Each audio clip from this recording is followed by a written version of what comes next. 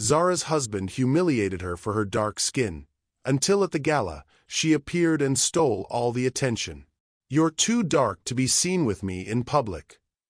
The words her husband whispered still echoed in her soul 6 months later. But tonight, as she stepped into the most exclusive gala in Manhattan, those same words would become his greatest regret. Zara stood before the mirror, tracing the bruises his words had left on her soul, never knowing that in 6 months, this same reflection would bring an entire ballroom to its knees. Hello, family. Welcome to my channel again. Before we begin, I have a small but heartfelt request. Please click that subscribe button, and share this story with someone who would to listen to this kind of uplifting story. Your support is what keeps these stories alive. Every time you click that button, you're helping us share voices that would otherwise be forgotten and stories that deserve to be heard. Let us know in the comments where you're watching from and how this touched you.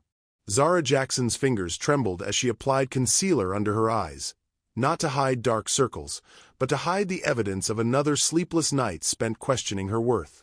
The morning light streaming through their penthouse windows seemed to mock her, illuminating every flaw Jonathan had catalogued with surgical precision the night before. "You're embarrassing me again," his voice echoed in her memory. "Do you see how people look at us? At you. I can't keep making excuses for why I married so beneath my station." The concealer wasn't working. Nothing ever worked to hide what he saw when he looked at her. A mistake wrapped in skin too dark for his world, too bold for his comfort, too real for his carefully curated life.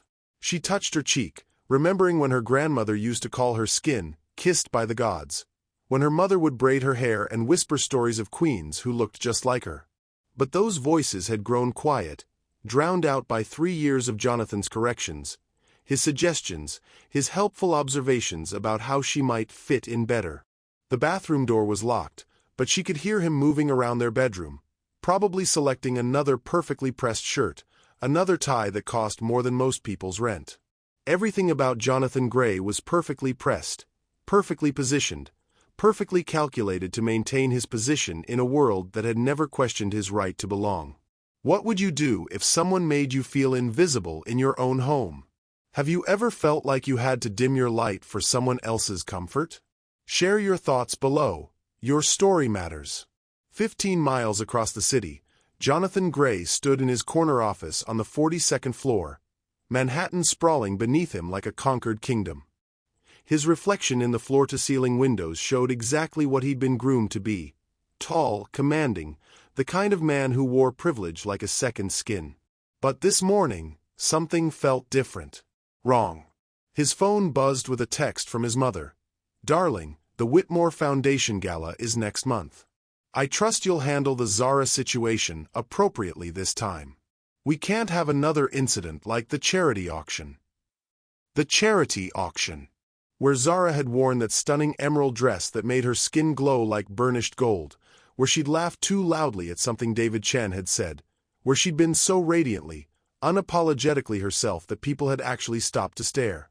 Not in judgment, in admiration. And Jonathan had hated every second of it. He'd spent the car ride home explaining why she needed to be more mindful of how she presented herself, why her natural exuberance was inappropriate for their social circle, why she needed to understand that his reputation was tied to hers. He'd watched her light dim with every word, watched her fold into herself like a flower closing against the cold. And he'd told himself it was necessary, that he was helping her, that this was what love looked like in his world: careful, controlled, contained. But standing here now, looking out at a city full of people living their authentic lives, Jonathan felt something he'd spent years avoiding: doubt. His assistant knocked. "Mr. Gray, your mother is here for your lunch meeting."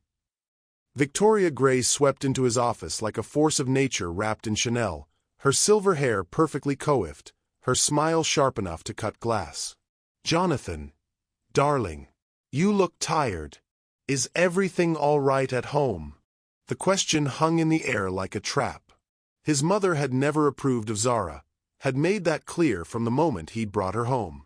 "She's lovely, dear, but is she really suitable? For our family? For your future?" Everything's fine, Mother. Good. Because the gala is crucial this year. The Whitmore Foundation is announcing its new cultural initiative, and there will be photographers everywhere. International press. You understand what I'm saying? He understood perfectly.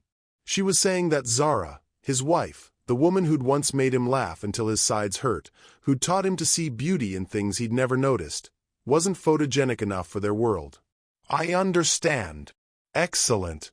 Now, about the seating arrangements. As his mother droned on about table assignments and social hierarchies, Jonathan found himself thinking about Zara's hands. How they moved when she talked about her dreams of opening an art gallery. How they'd trembled last night when he'd criticized her choice of dress for dinner with his colleagues. When had he become the kind of man who made his wife's hands tremble? When had he become his mother? The thought hit him like a physical blow, but he pushed it away. This was his world. These were the rules. And if Zara couldn't adapt. But even as he thought it, something deep in his chest, something that felt suspiciously like his conscience, whispered that maybe, just maybe, the rules were wrong. Victoria was still talking, but Jonathan was no longer listening. He was thinking about emerald dresses and genuine laughter and the way Zara used to look at him before he'd taught her to look away. He was thinking about what he'd lost in his quest to maintain what he'd been told he should want. And for the first time in 3 years, Jonathan Gray wondered if he'd been playing the wrong game entirely. The breaking point came on a Tuesday evening that started like any other lie. Zara had spent the afternoon at the small community center in Harlem where she volunteered, teaching art to children whose eyes still held the light hers had lost. Their laughter echoed in her heart as she walked into the marble foyer of their penthouse, carrying that warmth like a secret flame. Jonathan was waiting. He stood by the floor-to-ceiling windows, still in his tailored suit, but something in his posture made her stomach clench. His shoulders were rigid, his jaw set in that particular way that meant someone had complained about her again. We need to talk. His voice was ice wrapped in silk. Zara set down her purse, her fingers already trembling. What happened? David Chen called me today. Jonathan turned, and the look in his eyes made her feel like she was shrinking. Apparently, you've been having quite the conversations with him at these charity events. Her heart stopped.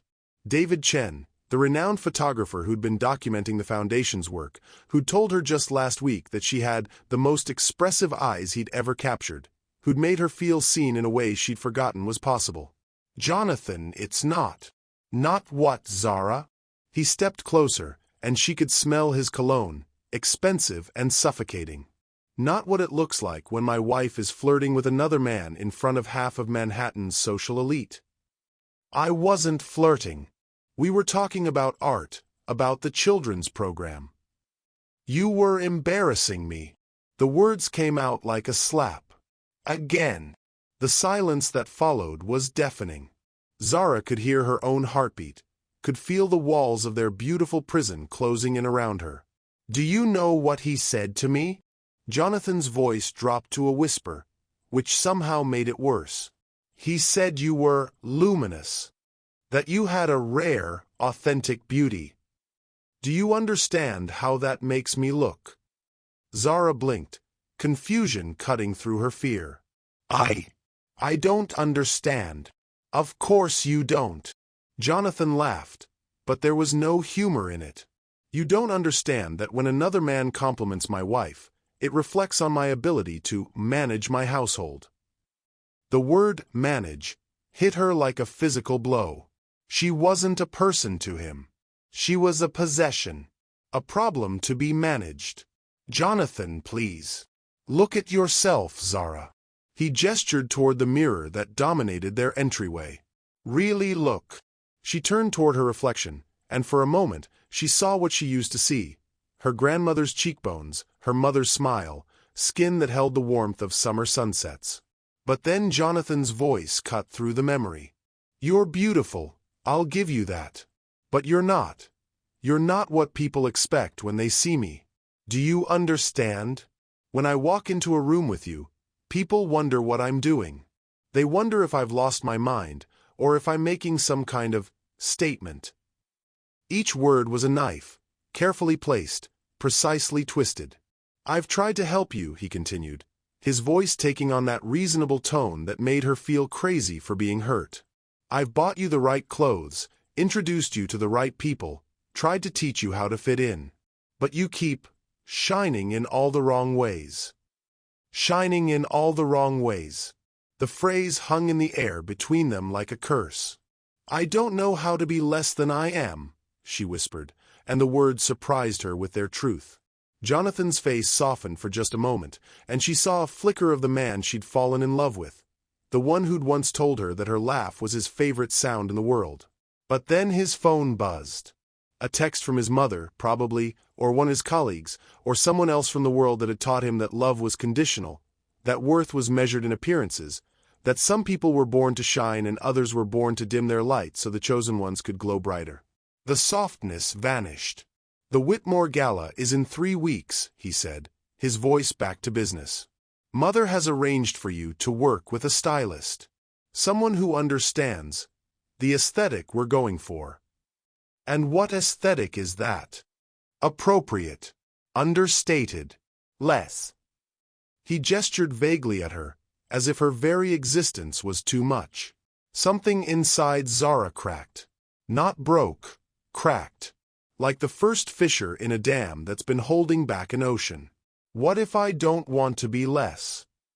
The question escaped before she could stop it, and Jonathan's eyes flashed with something that might have been fear. "Then you'll embarrass us both. Again."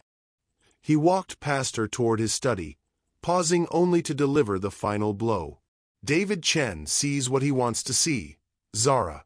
But the rest of the world sees what's real. And what's real is that you're my wife, which means you represent me. And I won't let you make me look like a fool." The study door closed with a soft click that sounded like a gunshot. Zara stood alone in the foyer, staring at her reflection in the mirror. But for the first time in 3 years, she didn't see Jonathan's version of her. She didn't see the woman who was too much, too dark, too real. She saw her grandmother's granddaughter, her mother's daughter, a woman who'd been taught to apologize for taking up space in a world that had plenty of room for everyone. And in that moment, something shifted. The crack in the dam widened. Because David Chen had seen her. Really seen her. And if one person could see her light, maybe others could too. Maybe she'd just been standing in the wrong room. The next morning arrived wrapped in the kind of silence that screams. Zara woke to find Jonathan's side of the bed cold and untouched. His coffee cup sat in the sink, rinsed and abandoned, evidence that he'd left early to avoid the conversation that hung between them like smoke. She moved through their morning routine like a ghost haunting her own life. Shower. Coffee. Stare at her phone, wondering if she should call Celeste, her best friend who'd been begging her to wake up and see what everyone else sees for months. But calling Celeste would mean admitting that the cracks were showing. That the perfect life she'd been trying so hard to build was crumbling from the inside out. Instead, she did what she'd been doing for 3 years. She tried to fix herself. The stylist Jonathan's mother had recommended worked out of a boutique in Soho that smelled like expensive perfume and quiet desperation. Miranda Ashworth was everything Zara wasn't. Pale, angular, with a kind of effortless elegance that came from never having to question whether she belonged. Mrs. Gray. Miranda's smile was professional, practiced. "Your mother-in-law has told me so much about you.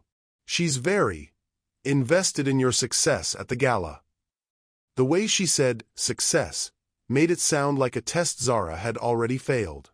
"I just want to look appropriate," Zara heard herself say, hating how small her voice sounded. "Of course. Now, let's see what we're working with." For the next 2 hours, Miranda draped Zara in fabric that felt like armor. Structured, conservative, designed to hide rather than reveal. Beiges that washed her out. Grays that made her disappear. Navy blues that turned her into a shadow of herself. "This is perfect," Miranda declared, stepping back to admire a particularly lifeless champagne-colored gown. "Very understated. Very appropriate." Zara stared at her reflection and saw exactly what Jonathan wanted. A woman who wouldn't embarrass him, who wouldn't draw attention, who wouldn't make anyone wonder what he was thinking when he married her. She saw a woman who'd learned to apologize for existing. "I'll take it," she whispered. Across town, Jonathan sat in his office, staring at a contract he'd read 3 times without absorbing a single word. His mind kept drifting to the look in Zara's eyes the night before, not the hurt he'd expected, but something else. Something that looked dangerously like awakening. His phone buzzed. A text from David Chen. "Jonathan, I hope I didn't overstep yesterday. Your wife is remarkable. Her insights about the children's art program were brilliant. You're a lucky man." Jonathan stared at the message until the words blurred. Lucky. When was the last time he'd felt lucky to have Zara?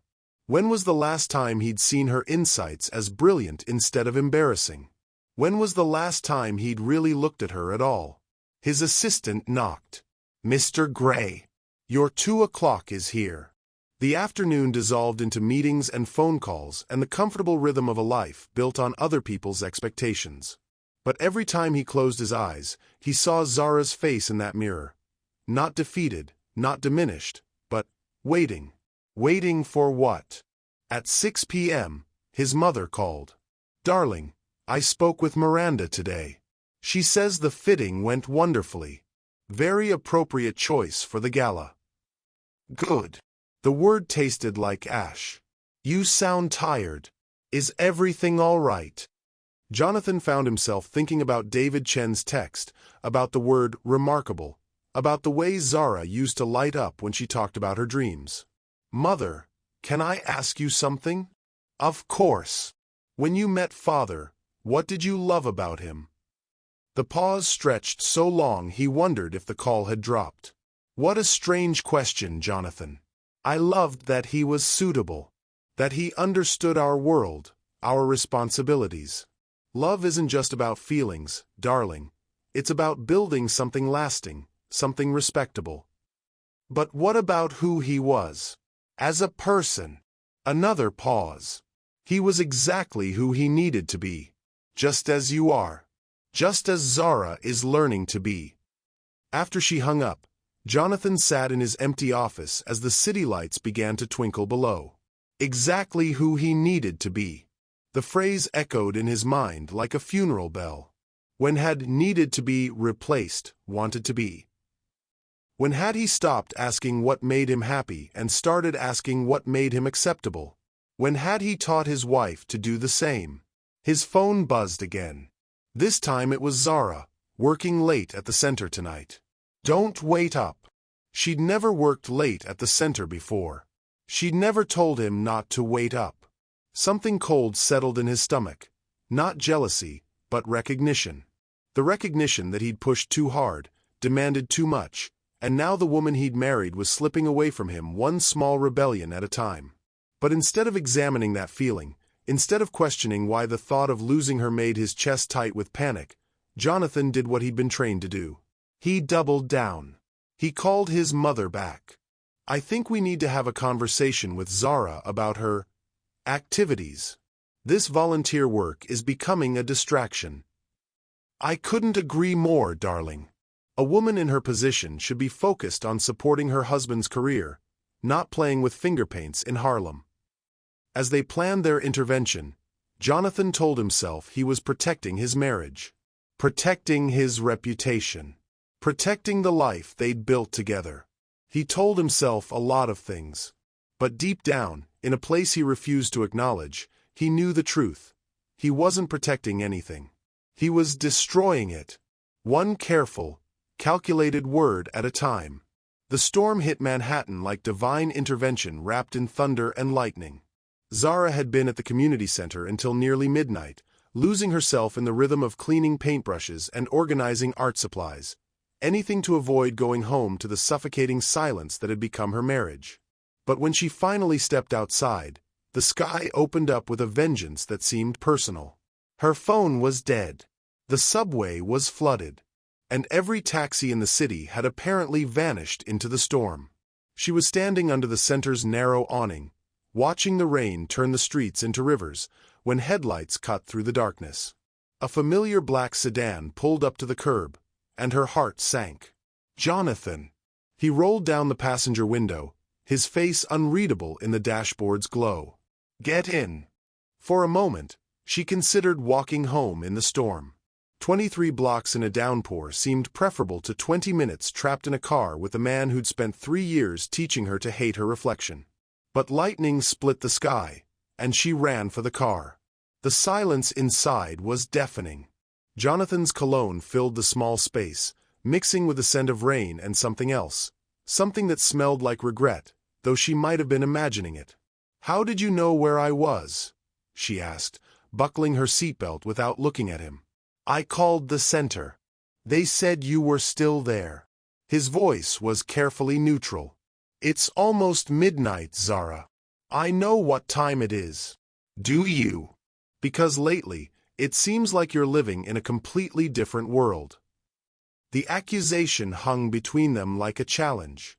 Zara turned to look at him, really look at him, for the first time in weeks.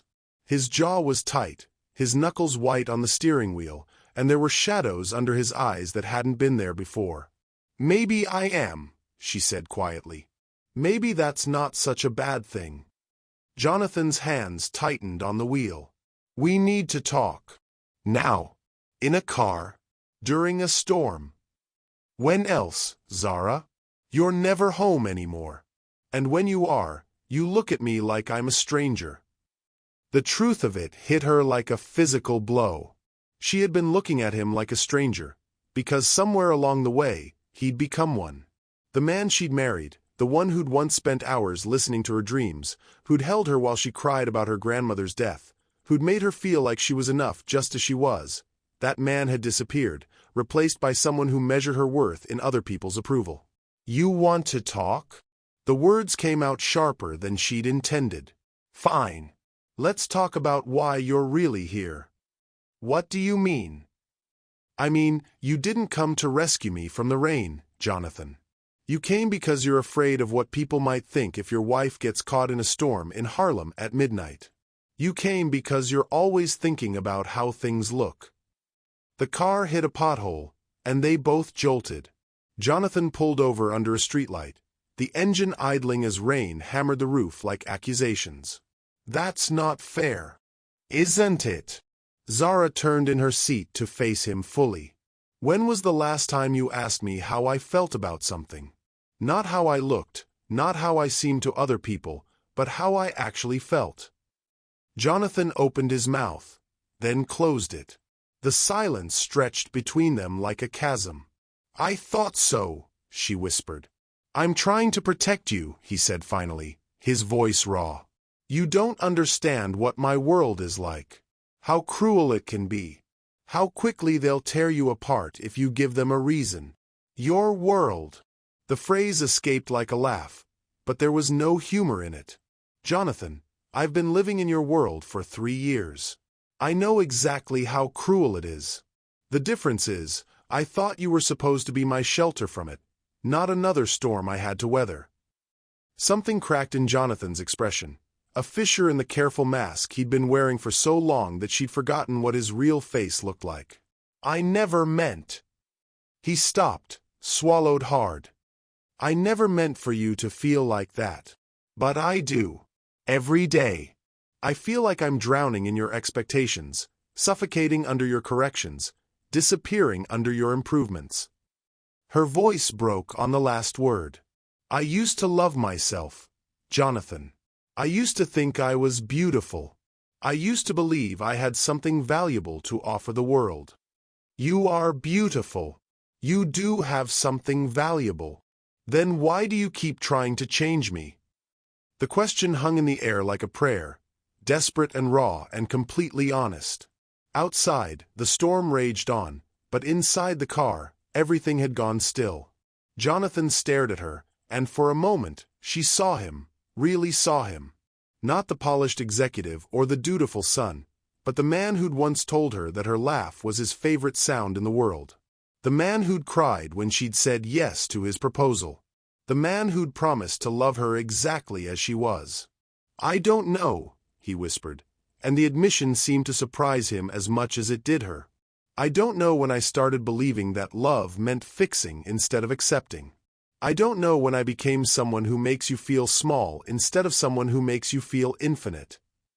The vulnerability in his voice was like a crack in a dam, and suddenly 3 years of hurt came pouring out. I miss who we used to be, Zara said, tears mixing with the rain on the windows. I miss the man who used to trace my skin like it was made of gold. I miss feeling like I was enough for you. You are enough. You've always been enough. I'm the one who's not enough, not brave enough, not strong enough to stand up to a world that taught me that love was conditional. They sat in the storm, two people who'd lost each other somewhere along the way, finally admitting that they were both drowning. And for the first time in 3 years, they were drowning together. The rain had softened to a whisper against the windshield when Jonathan finally spoke again, his voice barely audible above the storm. Do you want to know the real reason I'm terrified? Zara turned to study his profile in the streetlight's glow. She'd been married to this man for 3 years, but she couldn't remember the last time he'd admitted to being afraid of anything. Tell me. Jonathan's hands trembled as he reached into his jacket pocket, pulling out his phone. He scrolled through his photos until he found what he was looking for, a picture so old the edges were worn from handling. This is my father with his first wife. Her name was Isabella. Zara took the phone, her breath catching. The woman in the photo was stunning. Dark skin that seemed to glow from within, eyes that sparkled with intelligence and joy. She was laughing at something off camera, her hand resting on the arm of a younger version of Jonathan's father. She's beautiful, Zara whispered. She was everything my mother wasn't. Spontaneous, passionate, real. She made my father laugh in a way I'd never seen before. Jonathan's voice grew distant, lost in memory. I was 8 when he brought her home. I adored her instantly. She taught me to paint, to see colors I'd never noticed before. She made our house feel like a home instead of a museum. Zara felt something cold settle in her stomach. What happened to her? My mother happened. The words came out like broken glass. She couldn't stand that my father had chosen someone so different. Someone who didn't fit the image she'd spent decades crafting for our family. So she launched a campaign, subtle at first, then increasingly vicious. Jonathan took the phone back, staring at Isabella's face like it held answers to questions he'd been afraid to ask.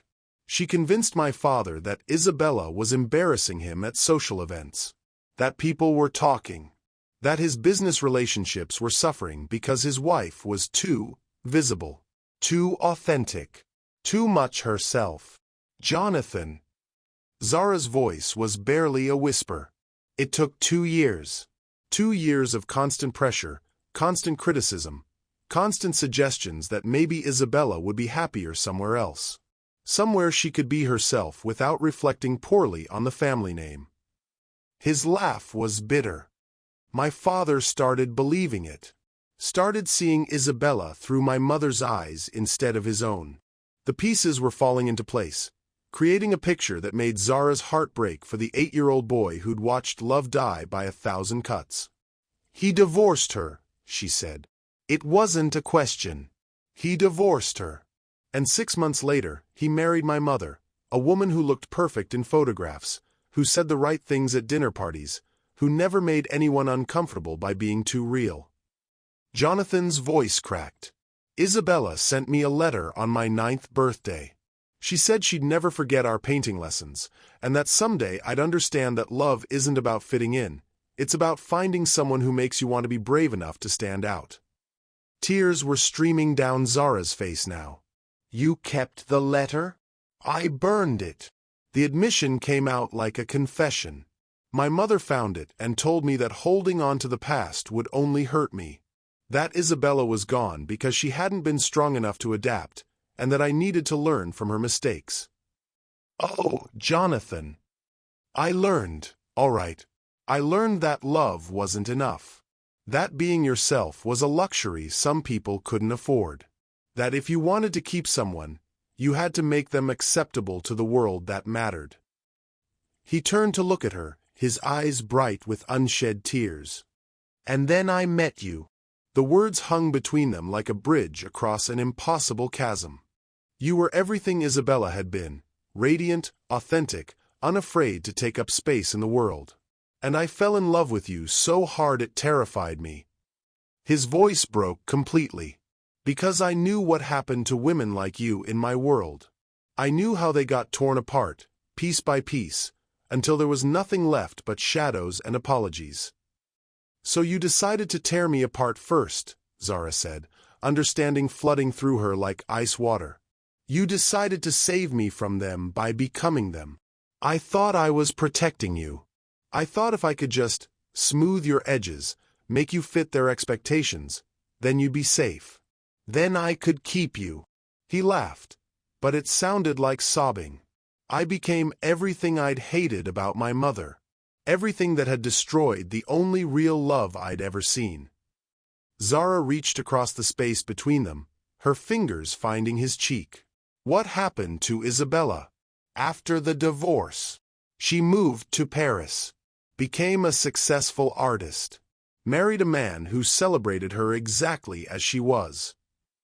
Jonathan leaned into her touch like a man dying of thirst. She sent me a wedding invitation when I turned 18. I never responded. Why not? Because I was already engaged to someone my mother had chosen. Someone safe. Someone appropriate. His eyes met hers. Someone who broke up with me 3 months later because she said I was emotionally unavailable. The irony wasn't lost on either of them. And then you met me, Zara said softly. And then I met you. And for the first time since I was 8 years old, I felt alive. Really alive. But instead of learning from my father's mistakes, I repeated them. I let fear turn me into the very thing that had destroyed the only authentic love I'd ever witnessed. They sat in the storm-wrapped car, two people finally seeing the ghosts that had been haunting their marriage from the beginning. I'm not Isabella, Zara said finally.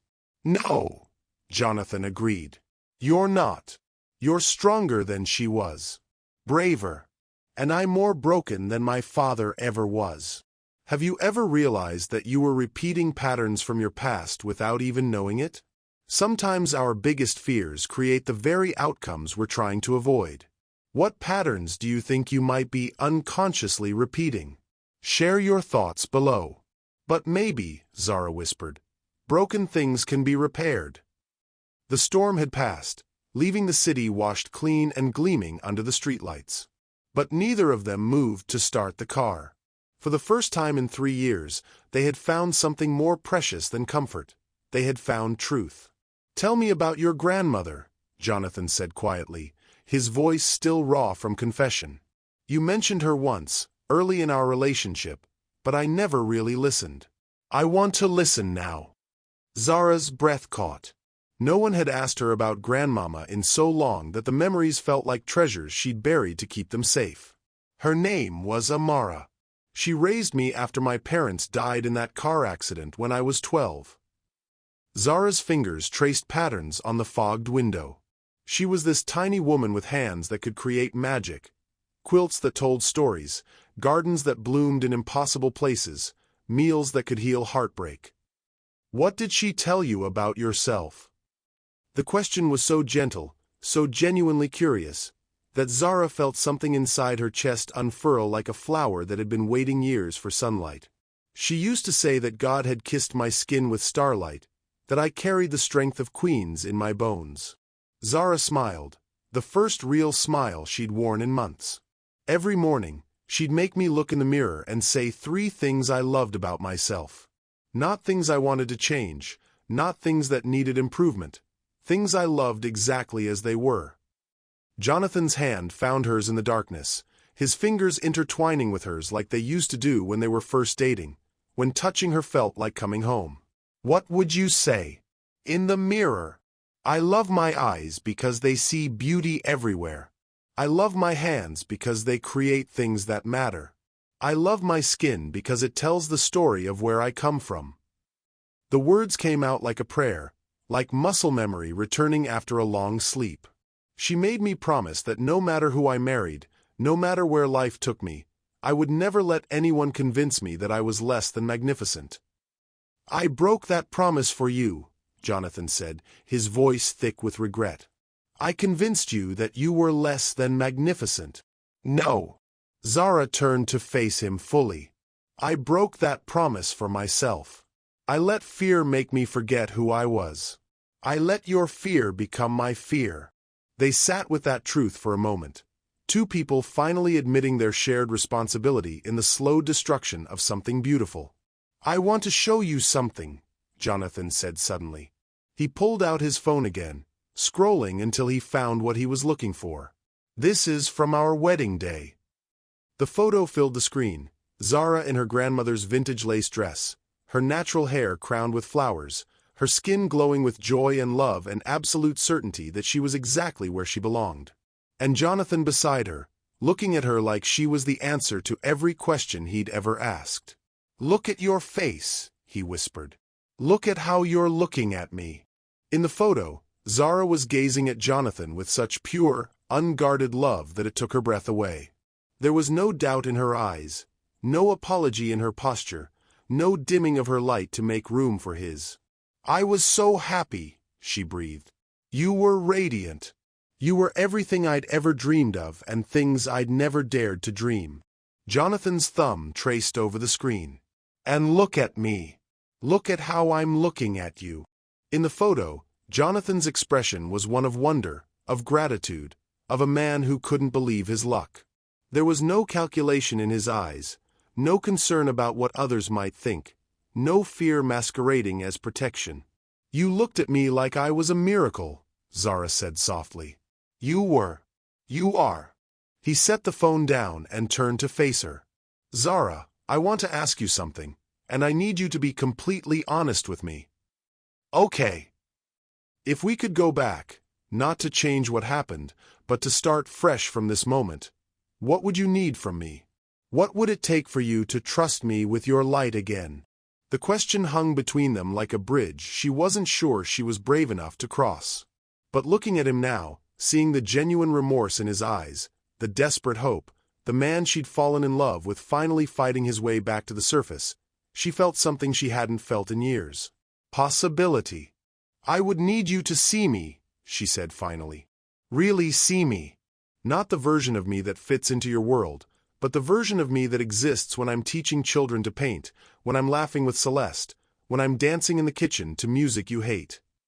I want to see that woman. I want to remember why I fell in love with her. And I would need you to be brave enough to defend me, not just to strangers, but to your mother, to your colleagues, to anyone who suggests that I'm not enough exactly as I am. Jonathan nodded, his jaw setting with determination. What else? I would need you to fall in love with yourself again, too. The real you. Not the man your mother created, not the son who learned that love was conditional, but the man who used to paint with Isabella, who proposed to me in a rainstorm because he couldn't wait another second, who cried when I said yes. I don't know if I remember how to be that man. Then we'll figure it out together. Zara squeezed his hand. But Jonathan, I need you to understand something. I can't go back to being small. I can't go back to apologizing for existing. If we do this, if we try to rebuild what we had, it has to be with the understanding that I'm going to take up space. I'm going to shine. And sometimes that might make people uncomfortable. Good, Jonathan said, and for the first time in years, his smile reached his eyes. Let them be uncomfortable. Let them wonder what I did to deserve someone so magnificent. Outside, the city was waking up after the storm, and inside the car, two people were waking up after years of sleepwalking through their own lives. It felt like the beginning of something beautiful. Felt like coming home. 3 days later, Zara stood in front of her closet holding two dresses, the lifeless champagne gown Miranda had chosen, and something else entirely. Hidden behind winter coats and forgotten dreams, wrapped in tissue paper like a secret, was the dress Celeste had designed for her birthday last year. The one Jonathan had seen and immediately suggested she save for a more appropriate occasion. The one that made her skin look like burnished gold and her curves look like poetry. The one that made her look like herself. Her phone buzzed. A text from Jonathan. Looking forward to tonight. You're going to be beautiful. For the first time in months, she believed him. The Whitmore Foundation Gala was everything she'd expected. Crystal chandeliers that cost more than most people's homes, champagne that sparkled like liquid diamonds, and a guest list that read like a who's who of Manhattan's elite. But tonight, walking in on Jonathan's arm in Celeste's creation, Zara felt different. She felt like she belonged. Jonathan had been different too, these past 3 days. Attentive in ways he hadn't been in years. He'd asked about her day, really listened to her answers. He'd even suggested they visit the community center together, wanting to see the children's artwork she'd been telling him about. It felt like a new beginning. They were barely through the door when Victoria Gray materialized beside them, resplendent in silver silk and barely concealed horror. "Zara, darling." Victoria's smile was sharp enough to cut glass. "What an interesting choice." Zara felt Jonathan's hand tighten on her arm, not in warning, but in support. "She looks stunning, Mother." "Of course she does.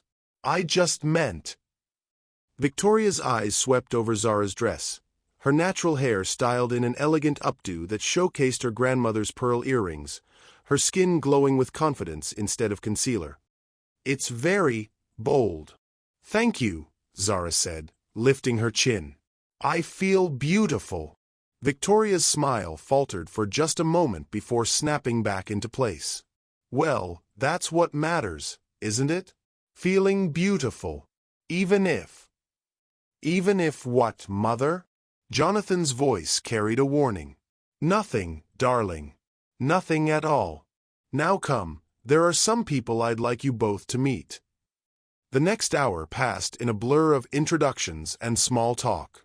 Zara found herself actually enjoying the conversations, discussing the Foundation's literacy program with a best-selling author, sharing ideas about art therapy with a renowned psychologist, laughing genuinely at a tech mogul's surprisingly self-deprecating humor. She was in the middle of an animated discussion about community outreach when she noticed the photographer. David Chen was across the room, his camera capturing candid moments of the evening's guests. When their eyes met, he smiled and raised his camera in question. Zara nodded, and he began moving through the crowd toward them. "Mrs. Gray," David said when he reached them. "You look absolutely radiant tonight. Would you mind if I got a few shots? The Foundation loves to showcase the people who make their work possible." "I'd be honored," Zara said, and meant it. The next few minutes were magical. David had a gift for making his subjects feel comfortable, and Zara found herself relaxing into poses that felt natural, authentic. She was laughing at something he'd said when she noticed Jonathan approaching with 2 champagne flutes. "Getting some photos?" Jonathan asked, handing her a glass. "Just a few." "Your wife is incredibly photogenic," David said. "The camera loves her." "It does," Jonathan agreed, and the pride in his voice made Zara's heart soar. They were posing together, Jonathan's arm around her waist, when Victoria appeared with a small entourage of society matrons. "David, how wonderful to see you," Victoria said, her voice honey over steel. "I hope you're getting some lovely shots of our guests." "Absolutely. Mrs. Gray here is a natural." "Oh yes, Zara does photograph well," Victoria said, her tone suggesting this was somehow unfortunate. "Though I do hope you'll be mindful of which photos you choose to publish. The Foundation has a very specific image to maintain." The words hit the air like a slap. Zara felt the blood drain from her face as the implications sank in. Victoria wasn't just being rude. She was suggesting that photos of Zara might damage the Foundation's reputation. "Mother," Jonathan's voice was low, dangerous. "What?" "I'm simply being practical. We all know how these things work. Some photos are more suitable for publication than others." The group of society women behind Victoria nodded in agreement, their faces masks of polite racism wrapped in designer gowns. "I think all of tonight's photos will be beautiful," David said firmly, but the damage was done. Zara felt the familiar shame creeping up her throat, the old voice whispering that maybe Victoria was right, maybe she was too much, too bold, too visible for this world.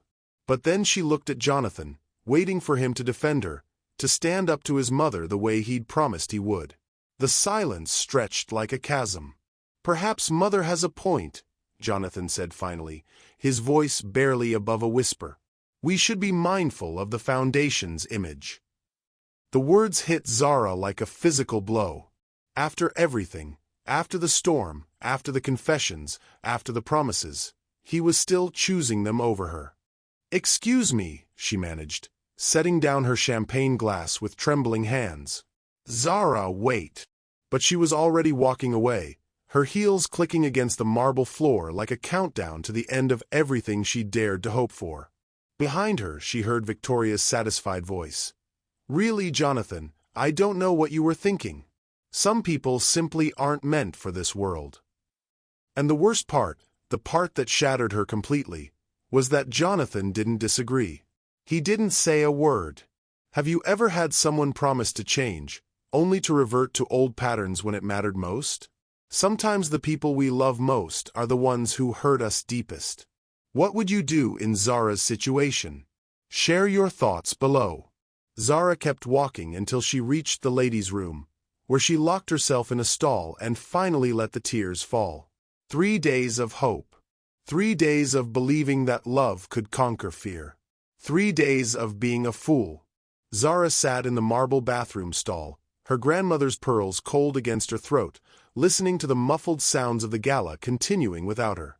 Designer heels clicked across the floor outside, accompanied by the kind of whispered conversations that thrived in spaces like this.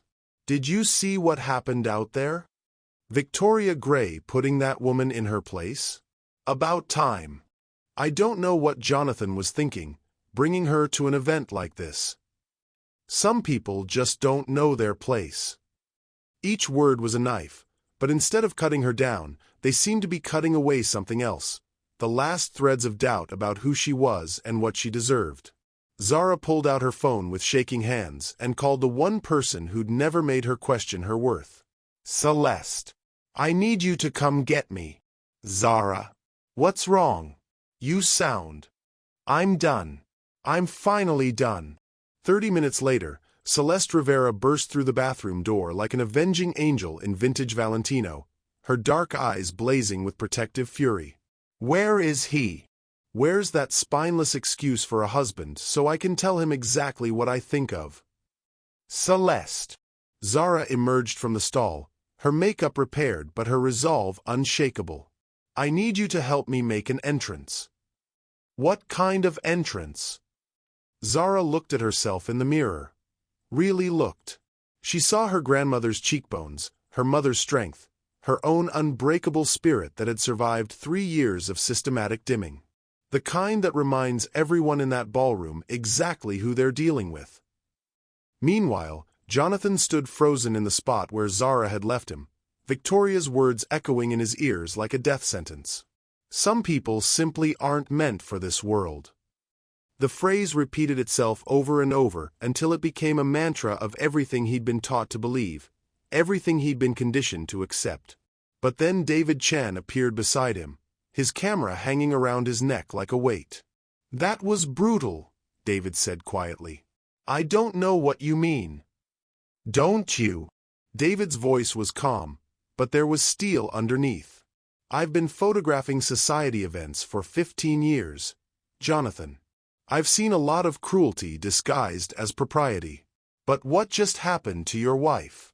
That was something else entirely." Jonathan's jaw clenched. "My mother was just being practical. Your mother was being racist. And you let her."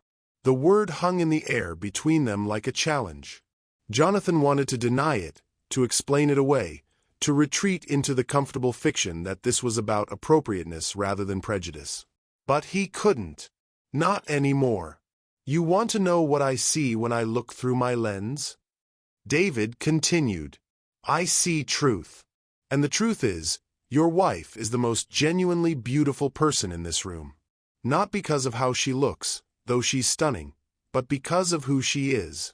She lights up when she talks about those kids she teaches. She listens when people speak. She makes everyone around her feel seen. I know that. Do you? Because from where I'm standing, it looks like you've spent the last 3 years trying to convince her she's not enough, when the reality is that she's too much for a world that's too small to contain her.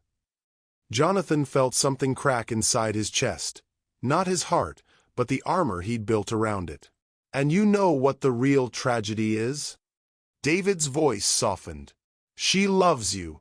Despite everything, despite the way you've let them treat her, despite the way you've treated her, she still loves you.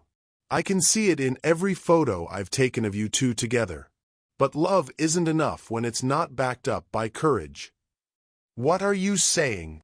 I'm saying you have a choice to make. Right now. Tonight. You can keep being the man your mother raised you to be. Safe, acceptable, empty. Or you can be the man your wife fell in love with. The man who's brave enough to love her the way she deserves to be loved. David started to walk away, then turned back. But you should know, if you choose wrong tonight, you're going to lose her. And a woman like Zara Jackson? She won't give you another chance. She shouldn't have to. Jonathan stood alone in the ballroom, surrounded by hundreds of people who represented everything he'd been taught to value. Old money, established families, the kind of social connections that opened doors and built empires. But for the first time in his life, he looked around and saw what Zara must see. A room full of people who'd never had to fight for their place in the world, who'd never had to prove their worth, who'd never had to choose between being themselves and being accepted. A room full of people who'd never had to be brave. His phone buzzed. A text from his mother. Crisis averted. I've spoken to David about being more selective with his photos. The Foundation's reputation is safe. The Foundation's reputation. His family's image. The careful construction of acceptability that had been built on the backs of people like Isabella, like Zara, like everyone who'd ever been told they were too much, too different, too real for polite society. Jonathan looked at his reflection in the ballroom's mirrored walls and saw his father. A man who'd chosen safety over love, acceptance over authenticity, fear over courage. A man who'd died alone, surrounded by people who'd never really known him. And in that moment, Jonathan Gray made the most important choice of his life. He chose love. He chose courage. He chose Zara. But when he turned to find her, to apologize, to fight for the woman who'd been fighting for their marriage alone for 3 years, she was gone. And Jonathan realized that choosing might not be enough. He might be too late. The ballroom had never been quieter. It started as a whisper near the entrance, a ripple of awareness that spread through the crowd like wildfire. Conversations stopped mid-sentence. Champagne glasses froze halfway to lips. Even the string quartet seemed to falter, their melody trailing off into stunned silence. Because walking through those grand doors wasn't just a woman. It was a queen reclaiming her throne. Zara moved through the ballroom like she owned it, and tonight, she did. Celeste had worked magic in 30 minutes, transforming Zara's elegant updo into a crown of natural curls that caught the light like a halo. Her dress, the same one she'd worn all evening, now seemed to flow around her like liquid starlight, but it was her posture that had changed everything. Gone was the woman who apologized for taking up space. In her place stood someone who knew exactly how much space she deserved, and intended to claim every inch of it. She walked directly to the center of the ballroom, where couples had been dancing moments before. The crowd parted like the Red Sea, and Zara took her place under the crystal chandelier that had witnessed 1,000 moments of polite cruelty disguised as social grace. "Excuse me," she said, her voice carrying across the silent room without strain. "I'd like to say something." Jonathan pushed through the crowd, his heart hammering against his ribs. This was it, the moment that would define the rest of their lives. He could see his mother's horrified face in his peripheral vision, could feel the weight of 300 pairs of eyes, could hear the whispered speculation beginning to build. But all he could really see was Zara, standing in a pool of golden light, looking like everything he'd ever wanted and everything he'd been too afraid to fight for. 3 years ago, Zara began, her voice steady and clear, I walked into this world believing that love meant making yourself smaller so others could feel bigger. I believed that acceptance meant apologizing for who you are instead of celebrating it. She turned slowly, making eye contact with faces throughout the crowd. Some sympathetic, some hostile, all captivated. I was wrong. The words rang out like a bell, clear and uncompromising. I am Zara Jackson. I am the granddaughter of a woman who taught me that my skin was kissed by starlight. I am the daughter of parents who died believing I could change the world. I am a teacher, an artist, a woman who refuses to dim her light so others can feel comfortable in their darkness. Jonathan felt tears streaming down his face as he watched his wife, his magnificent, unbreakable wife, reclaim every piece of herself that this world had tried to take. And I am done apologizing for being exactly who I was born to be. The silence that followed was deafening. Then, from somewhere in the crowd, came the sound of applause. Slow at first, then building, as David Chen stepped forward, his camera capturing every moment of Zara's transformation. Others joined in, the best-selling author she'd spoken with earlier, the psychologist who'd been charmed by her insights, even some of the younger society members who'd been watching the evening's cruelty with growing discomfort. But Zara's eyes were on Jonathan, and in them he saw a question that would determine everything. What are you going to choose? Jonathan stepped forward, his legs shaking but his resolve absolute. The crowd parted for him as he walked toward his wife, toward the woman who'd been brave enough to love him despite his cowardice, strong enough to stand alone when he'd failed to stand with her. When he reached her, he dropped to one knee in the center of the ballroom, in front of 300 witnesses, in front of his mother's horrified gaze, in front of a world that had taught him that some loves were worth fighting for and others were not. Zara Jackson, he said, his voice carrying across the silent room, I have spent 3 years trying to make you fit into a world that was never worthy of you. I have been a coward, a fool, and the worst kind of husband, one who tried to dim your light instead of basking in its glow. He pulled out his phone, scrolling to their wedding photo, holding it up so she could see. This is who we were. This is who you've always been. And this is who I want to spend the rest of my life becoming worthy of. His voice broke. I can't undo the damage I've done. I can't take back the words that made you question your worth. But I can promise you this. I will spend every day for the rest of my life making sure you never doubt your magnificence again. He stood, taking her hands in his, and spoke the words that should have been his first response to his mother's cruelty. You are not too much. You are not too bold. You are not too anything except too good for a man who forgot how to be brave. He turned to address the crowd, his voice growing stronger with each word. My wife is the most beautiful, intelligent, compassionate woman in this room. She is exactly who she should be, and I am the luckiest man alive that she chose to love me. The applause that erupted was thunderous, but Jonathan only had eyes for Zara. Can you forgive me? He whispered. Can you teach me how to be brave enough to love you the way you deserve?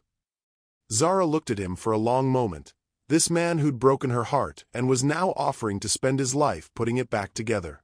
She thought of her grandmother's words about love being a choice you make every day, not just once.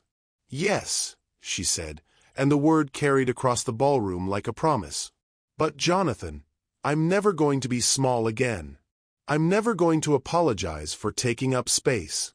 I'm going to shine, and sometimes that's going to make people uncomfortable. Good, he said, pulling her into his arms. Let them be uncomfortable.